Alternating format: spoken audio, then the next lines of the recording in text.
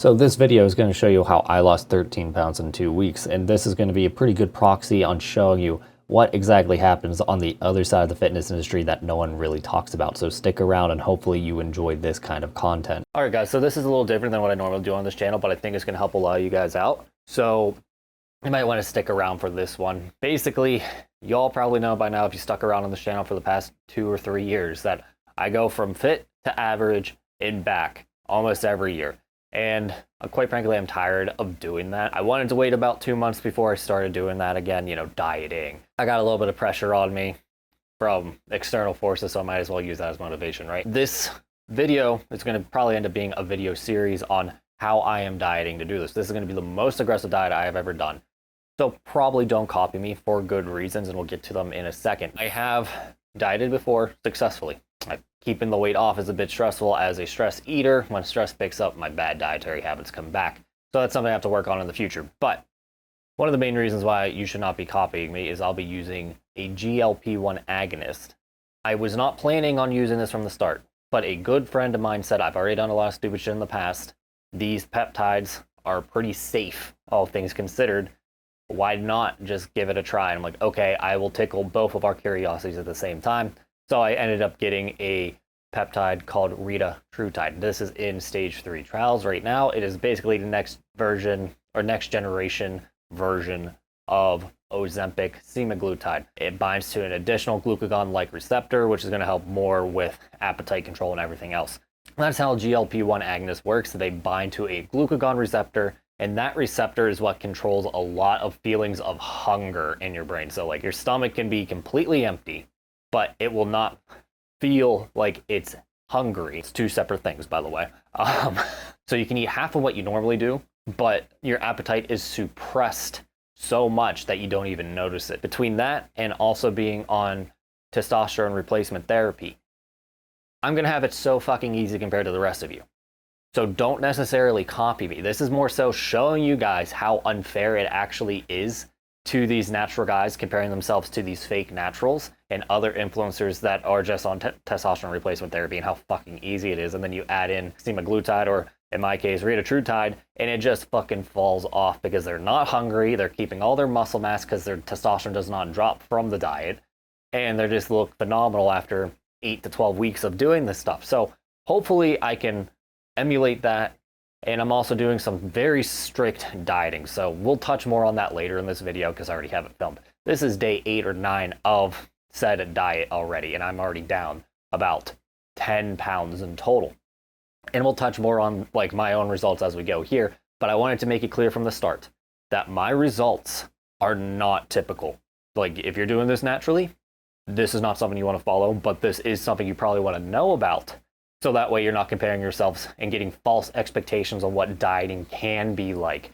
This is very useful if you're considering going on like semaglutide and everything else, because they're giving it out like candy everywhere if you can just pay for it out of pocket. That being said, I really hope you guys enjoy this entire content. If you do like this content, let me know in the comments, tell me your questions, and subscribe, more importantly, to stay in the loop for everything else, dieting, sexual health, and penis size related. So obviously this doesn't look too great, but like in person, trust me, it looks a decent bit better. So we're gonna measure this part and this part, as well as we're gonna get the above the navel and below the navel. Again, I carry most of my weight right here, a little bit in the titties, but a little bit of titty fat goes a long way in actually shaping your chest. So we're gonna do 3 points. Either myself or the editor will flash on the screen the average. So what I normally do is I pinch 1 inch away from the belly button, and my skin is actually a lot looser than normal, which is a good sign, which makes it much easier to do this. So we got 18 that time. Again, 2 more times just to, be consistent. 19 that time. Let's see, this is the hard one because what you're supposed to do is grab right above the bone. And like if you have some meaty obliques like I do, it can be a bit difficult to find the actual bone. So 18. Now this actually went up a ton. I was at like 14 about 2 months ago, so this is where I'm actually holding a lot of my weight lately. Well, that one was 24, so we're gonna do it 2 more times just to be sure. I think I just wasn't pulling out as much. Yeah, 17, 18 again. And this time I got 16, but we'll just say 18 again. It's gonna be a little inconsistent in this spot in particular, especially if you're like bending a bit. This, my waist. Now, it's gonna be relatively high, but remember, I am 6'1", 230. My frame is conventionally large, so like my waist is gonna be conventionally skewed higher. My neck is probably about 18 inches right now. Hard to tell because of the mange of fur that I carry on my head, but normally I would cheat and suck in, but I can try my best not to do that. So this is actually 38 3/4. So if we can get this below 38, that's going to be phenomenal. 40. Wow. Yeah, so like for context, my ass is like 44. We need to get this a bit more in line, I will admit. Okay, so I had a revelation because one of my good friends, Hank, basically pointed out, why the hell am I using oil if I am cutting? So we're going to go through and remove every single piece of fat from my diet just to prove a point here. Today's breakfast, I guess it was really a lunch, but you know, New York strip, 8 ounces. So that's a type of steak for those who don't know. Red potatoes, 2.5 of those. About a half a cup of cheddar cheese, half and half fat-free, because fat-free on its own tastes terrible. And then we got some spinach and olive oil, and then obviously ketchup because it's Pittsburgh, you put it on everything. This amounted to 1,400 calories, but if we're trying to stick to a very low-fat diet like I planned, this is 67 grams of fat, or is 603 calories from fat. So basically it is 9 calories per gram of fat. So right now, almost 40% of this meal was fat. 43% of this meal was fat. This is really nice. This is Nutritionix, by the way. It's completely free. I don't know if there's an iOS app. I use Android for my personal shit, but completely free, very useful software. What we did, and I don't necessarily recommend doing it to this extreme, is I switched to a pescatarian breakfast. So we have jasmine rice at 2 cups. I might bump that up if I want more carbs. We'll find out. We have a little bit of teriyaki sauce to season everything. Tuna steak. This is the most important part. Tuna steak has only 2 grams of fat. 1.5 grams of fat per 8 ounces. New York strip steak, the same size. 50 grams of fat for 59 grams of protein. Tuna steak, again, 2 grams of fat at most. 66 grams of protein. So it's a night and day difference in just fat content. With the amount of fat that I was cutting from that, I was literally able to add in shrimp. Half a pound of shrimp, 8 ounces, 52 grams of protein, 4 grams of fat. So when we look at the entire meal, we go to, hold on, wrong button. If we look at the entire meal, we are getting only 10 grams of fat when we were originally planning on eating 67 grams of fat. So we've basically cut fat by like 70, 80%, maybe even more. I'm not doing the math right now off the top of my head, but back to this. We went from being 44% fat in our breakfast to 8% fat, filling it all with carbs and proteins instead.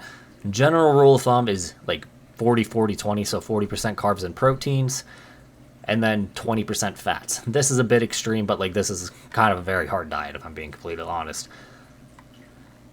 Now, the main reason I'm going to get shit for doing something like this is because there's a bunch of keto guys that are like, fats are satiating, they're great for the brain and everything like that. It really depends on like your own genetics if it's going to be good for you. And 2, the amount of protein that I'm eating is going to be far more satiating than the amount of fat I was eating. So again, I pulled up ChatGPT just for proof of concept. But in general, fats tend to be more satiating or filling than carbs. But if you eat a lot of carbs with a lot of fiber, it kind of evens out. And then if you eat a lot of protein, it's more satiating than the fats on its own. So if we go through this, I could probably bump up my vegetables a little bit more, probably eat a little bit more jasmine rice just to keep my energy levels up a bit. But between the pound of fucking fish I'm eating now compared to the 8 ounces of steak, I am probably going to feel a bit full, and I can actually split this up into 2 smaller meals if I really wanted to. And then basically what I'll be doing on top of this is during my workout session, I'll be having whey protein isolate. I added 2 scoops of whey protein because I have that right before my workout. Or during my workout, more accurately, with 10 grams of creatine.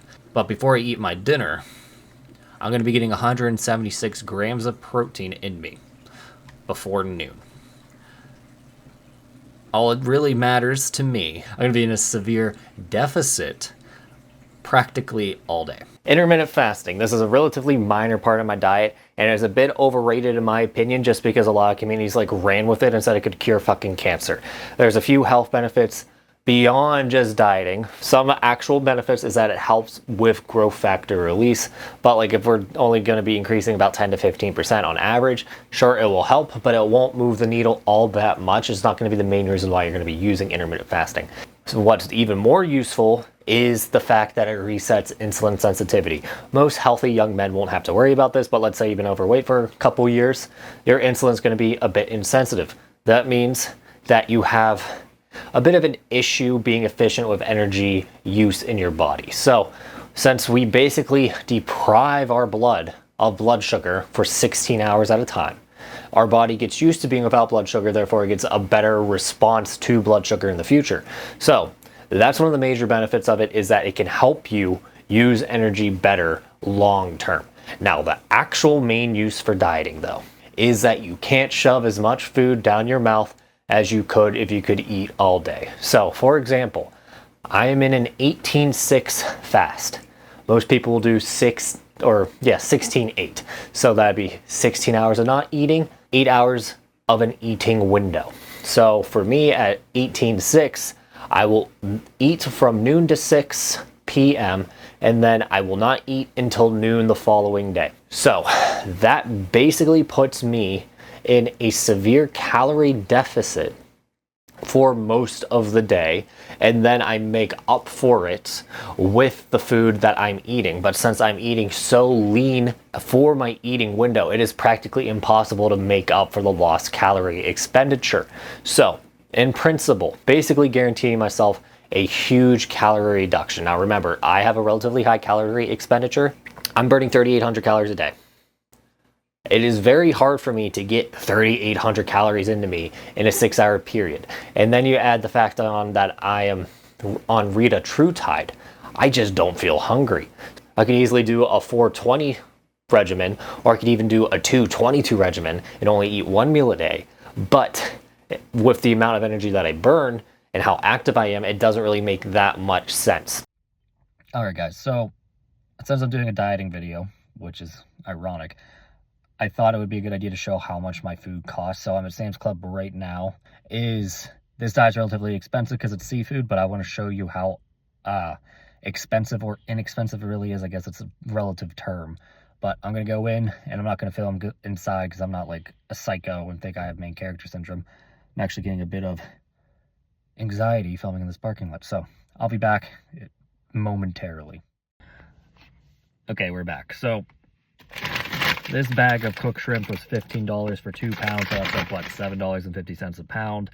Then with the tuna, oh my god, $8.98 a pound right there.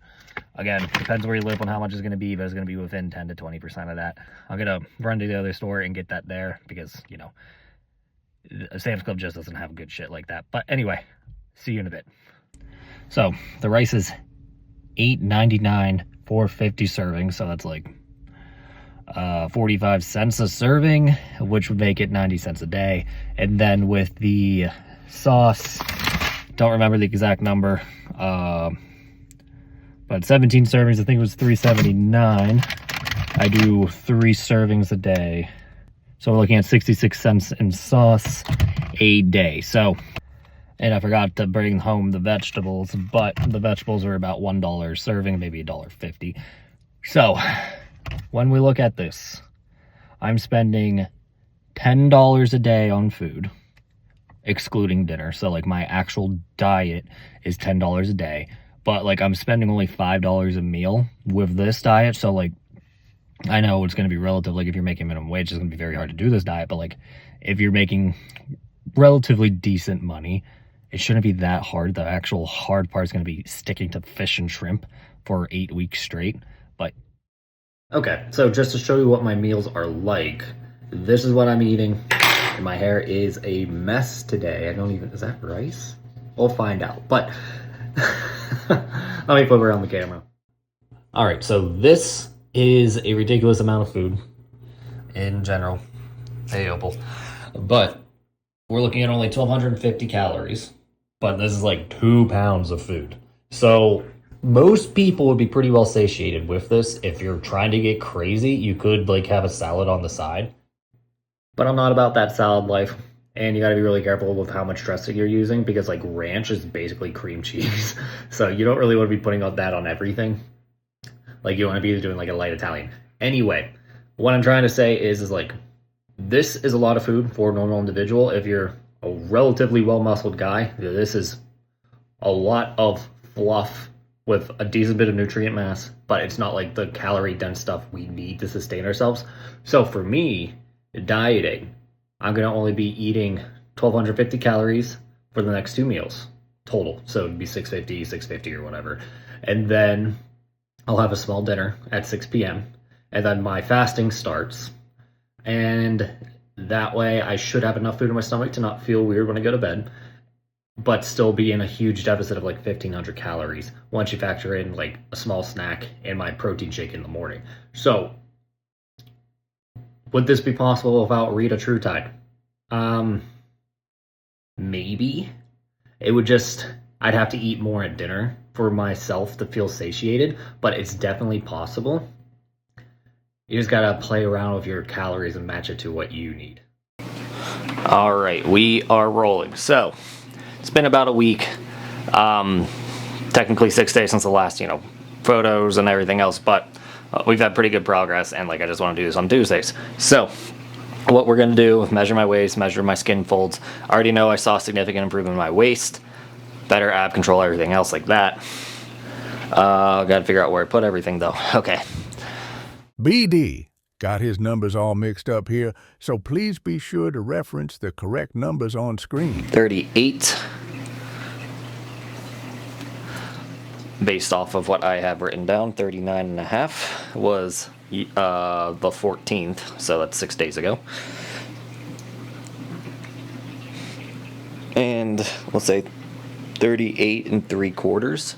So we lost about 1.25 inches here, and then about 1 inch here. Obviously some significant improvements. It could have just been bloat like I expected, but it could also be visceral body fat.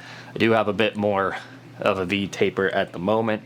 Obliques are looking a little watery, but I'm not going to really cry about it too much. It's only the first week. So 3 here, take the average. Okay, 17. I wasn't really expecting much movement here. 1, swelling. 2, if I lost mostly visceral fat, it's not going to really do much subcutaneous just yet. This one was 19 this time. So again, your like water weight will fluctuate. It's just part of the deal. And again, these aren't super accurate. So main thing I'm focused on is looking better each day, not so much the number. And that was 19. So I'm actually up 1 millimeter. Let's see, oblique.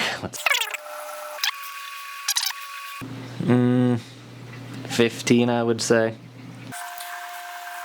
15 again. So that went down 1 millimeter, but this little pouch here went up 1 millimeter. So it's a bit of a wash for subcutaneous, but again, much more definition up here compared to last time. At least I think so.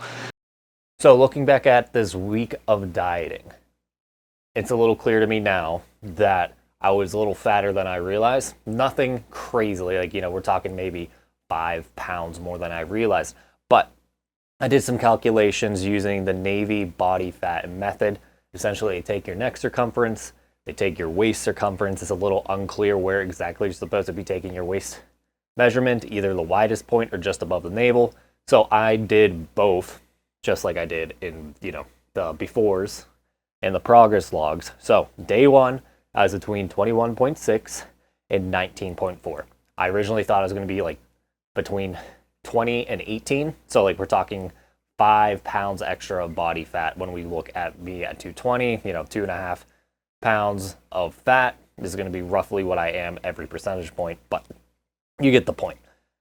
21.6 to 19.4% body fat. Then week 2, 19.4 to 18% body fat. So we've seen a drop of about 1.8% to 1.4% in the first week, which is roughly going to be about 3 pounds of body fat.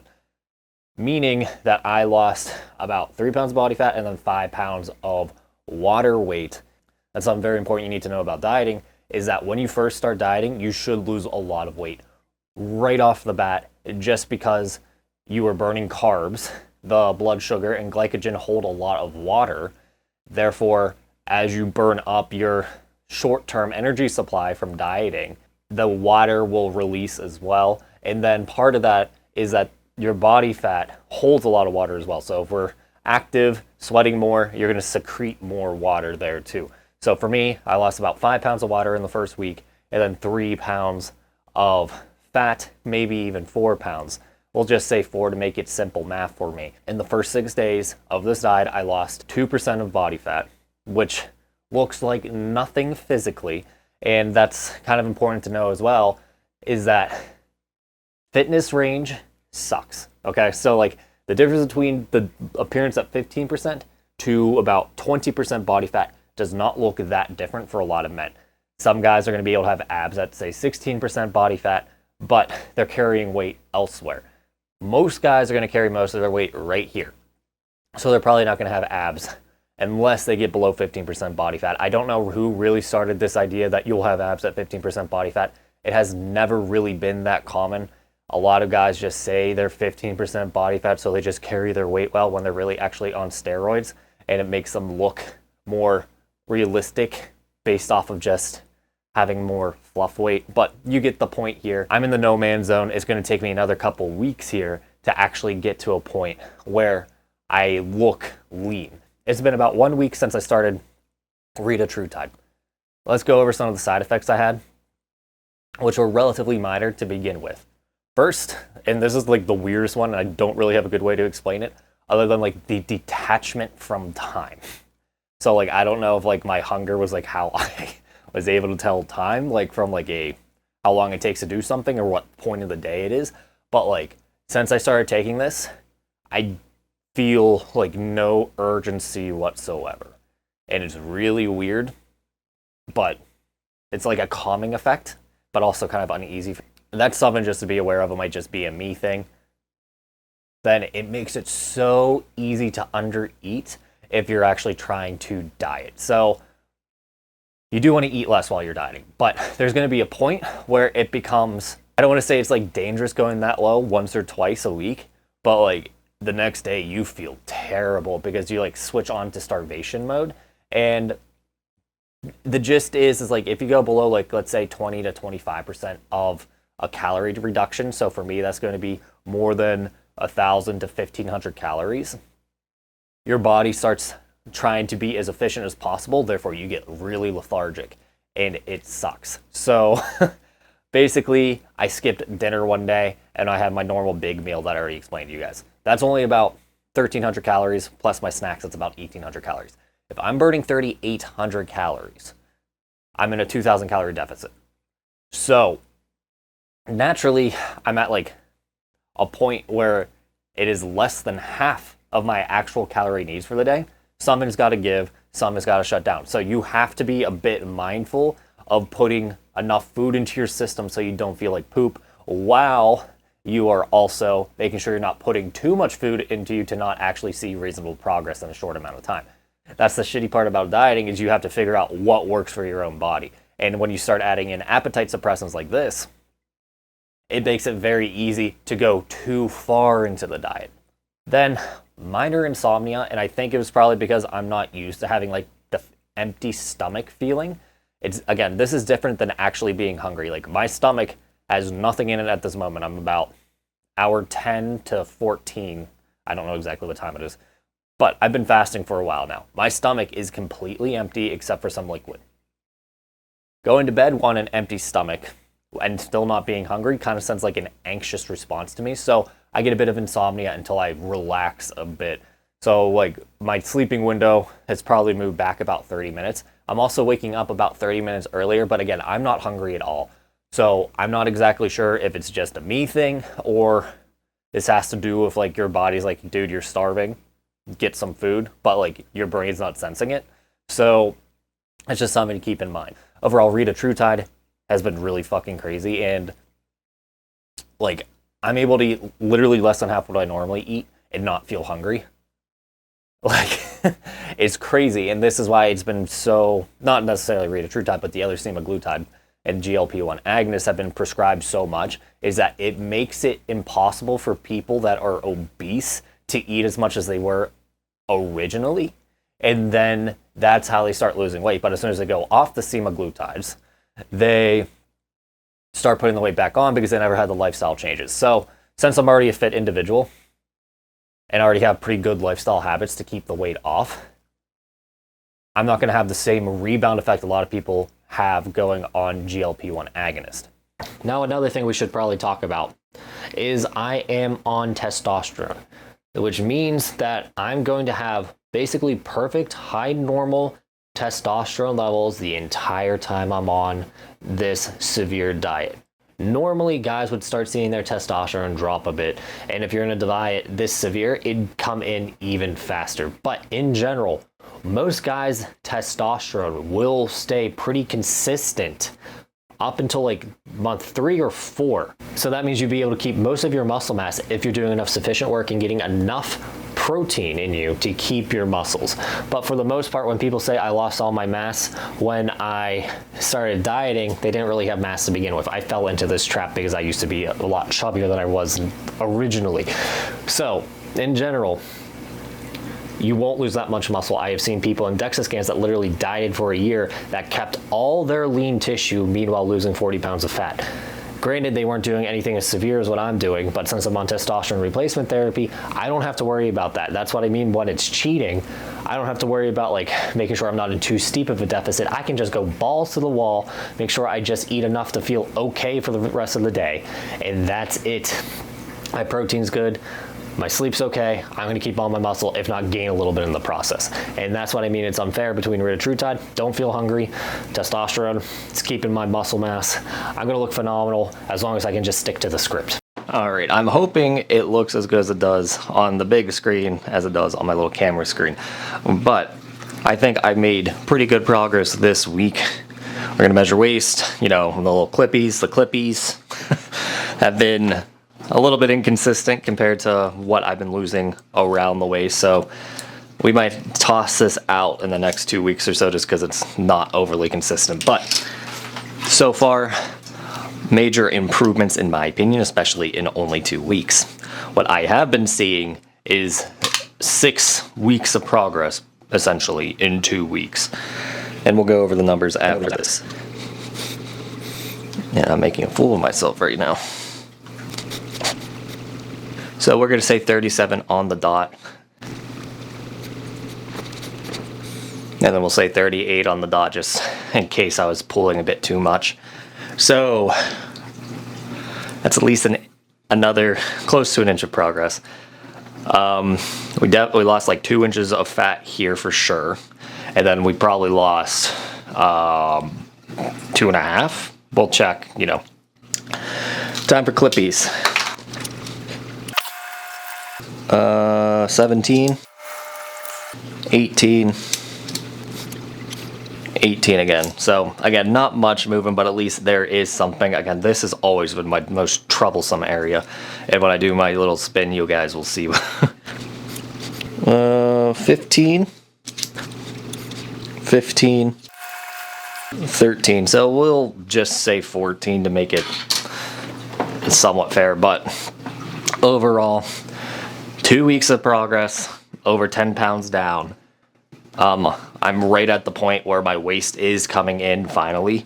Rest of my body, it's doing pretty well. Tricep, I'm getting that partial horseshoe back.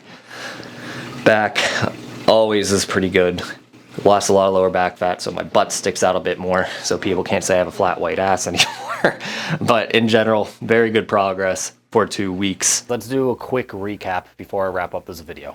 Day 1, 232 pounds. Day 13, 219.4 pounds. So that's about 12.6 pounds lost in a 13-day time period.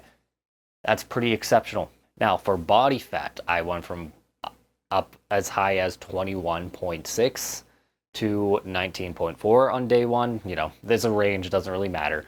But on day 13, I was between 18 and 16% body fat. We're looking at a 5.5% decrease at the maximum and 1.5% drop in body fat at the minimum, or more than likely closer to the 5.5% just because of law of thermodynamics. But you get the idea. It has been significant improvements, at least in those metrics. Then we start looking at my waistline, and I've lost 2 inches on my waist in 13 days. That would normally take me 2 months to get 2 inches off my waist. Okay, and like back to the body fat stuff, I know that the Navy method is not overly accurate, but like it's a pretty good ballpark, quick and easy. You can tell me how fat you think I am in the comments. It only fuels the algorithm, so go for it. I don't care. But the main issues that I'm dealing with right now is just fatigues and minor headaches. If you can't tell, I'm actually filming with a minor headache right now, so bear with me. But this is pretty common for dieting in general because it's just, you don't feel good while dieting. That's one of the hardest things about dieting is the cravings, and that the fatigue sets in after a bit. Since I'm in such a steep deficit, the fatigue came in pretty fast. But like, it has been pretty manageable, all things considered, especially for how much progress I made in such a short amount of time. Now, a few things that don't really show that well on camera, but if you like go through and look, you can see that the creases on the side of my face have gotten much deeper because there's less fat on my face, as well as my cheekbones being more prominent. Depends on the lighting how prominent it actually is. But this is one of the first things Hank noticed because we've been doing a lot more video meetings for business. And you could just tell that my face has been changing drastically in the past 2 weeks. Another thing is that my silhouette in a shirt is much better because there's no fat here. Therefore, my chest looks just a lot bigger in comparison. And then the little bit of chub that I did lose, granted it was like 10% of my waistline, ended up being not visible in my shirts. Therefore, my shirts fit looser, making it elude that I have a smaller waist than I actually do. So like, even though the phenotype change hasn't been too dramatic just yet, like my physical appearance, 99% of the time people will see me, I already look a lot leaner, and it's only going to get more dramatic as we continue to go here. And what's kind of crazy to me is that I have never dieted this hard before. It should be a lot harder than it really is, but because of Retatrutide, it's really not that hard. Like, I have no sweet tooth. The closest thing to a craving I have is just for some fats, but that's pretty normal when you cut out as much fat as I did. And like, if I do eat out, I don't feel compelled to eat the entire thing, which is really weird for me because like, it's what I did. I just ate the plate, whatever was in front of me, I ate it. With Retatrutide, I don't have that compulsion. Now, I'm planning on dieting this exact way for the next 4 weeks, so help me God. That's a lot of fish, and there might be a few changes in the diet. I'll log them down as we go. But I am very happy with this progress. Again, this was not to like tell you guys to take Retatrutide or semaglutides or anything. This is to show you that like, if you can get a prescription for this stuff, more accurately, if you have the money for this stuff, dieting becomes very easy. And I think it's worth showing you guys this side of the fitness space, like full transparency, because like there's so many guys that are going to try to sell you shit when they're taking drugs like this on the side to make their progress look a lot more fantastic than if they did it naturally. And I'm probably butchering this ending, but in general, I just wanted to show you what it's actually like when you're on this stuff. And if you are looking at getting a semaglutide prescription or, you know, Ozempic, whatever, I honestly think it's one of the best drugs discovered this century. And there's a lot more coming out down the pipeline of similar drugs with less side effects or that are more effective.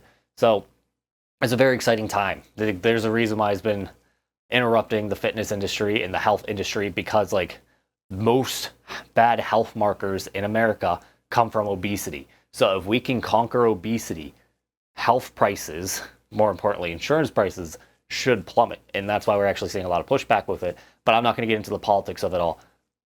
This is more so to show you guys, A, it's a bit unfair comparing yourself to these people, and B, if you are going to do something like this, this is what you can expect. So I hope you enjoyed, and I hope to see you again in 2 weeks. Again, subscribe if you want to stay in the loop for this content. I'll see you soon.